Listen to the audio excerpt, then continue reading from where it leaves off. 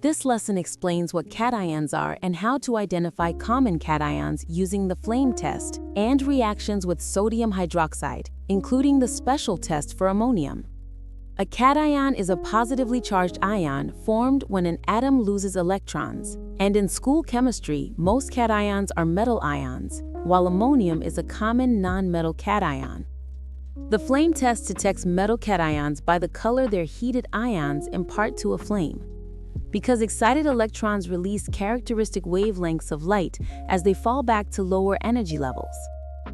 To perform a flame test, we clean a nichrome wire loop in hydrochloric acid, rinse it in distilled water, place a small sample of the solid or solution on the loop, and hold it in the end of a roaring blue Bunsen flame while observing the color.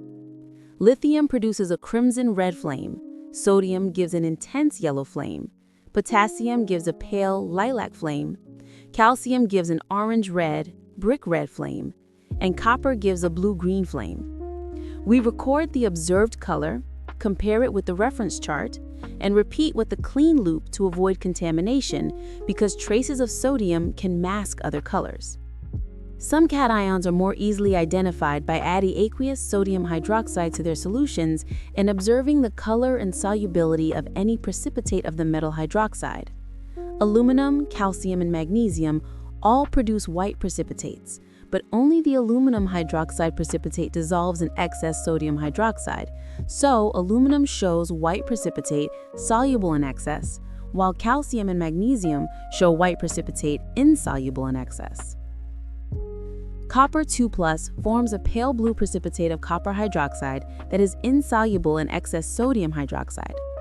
Iron 2+ forms a green precipitate that turns brown on standing in air because it oxidizes to iron 3 hydroxide, while iron 3+ forms a brown precipitate immediately, and both are insoluble in excess sodium hydroxide.